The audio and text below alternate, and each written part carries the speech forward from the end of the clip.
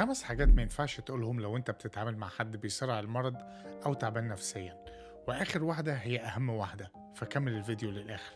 اول حاجة جملة شد حيلك، كلنا بنعدي بظروف، انت كده بتقلل من وجعه وبتحسسه ان هو بيبالغ. كل شخص فينا بيتعامل مع الألم بطريقة مختلفة، فبلاش تحسس حد ان انت بتستهين بوجعه. تاني حاجة، انت بتفكر كتير، بطل تفكير. الجملة دي غلط، لان القلق والتفكير القهري مش قرار هو بياخده، دي حاجة خارجة عن ارادته، وهو محتاج احتواء مش محتاج اوامر.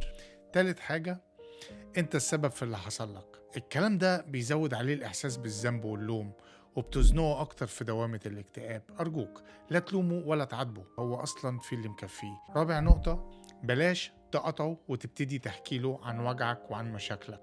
خامس حاجة وأهم نقطة، أنت محتاج تقرب من ربنا أكتر. الجملة دي بتكون مؤذية جدا حتى لو نيتك كويسة، بس لازم تفهم إن الشخص اللي بيمر بألم نفسي بيكون حاسس بالذنب والوحدة والضعف، فلما تيجي تقول له الجملة ديت فهو بيفهمها وكأنك بتقول له ربنا بعيد عنك وعلشان كده أنت تعبان، وده بيزود عنده شعور بالذنب وبيحس إن هو مرفوض من ربنا وإن ربنا بيعاقبه. والحقيقة مش كده خالص، الله لا يجرب الإنسان بالشرور. أنت ممكن تقول له أنا مؤمن إن ربنا قريب منك وشايف تعبك ومش هيسيبك حتى لو أنت مش حاسس بيه دلوقتي.